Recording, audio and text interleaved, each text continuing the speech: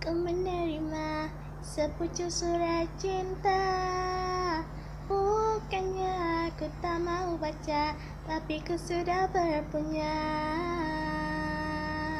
Aku pun membuka sampul suratnya, lalu terus membaca. Tak pernah ku sangka, tak pernah ku tahu, kalau pembina setiaku.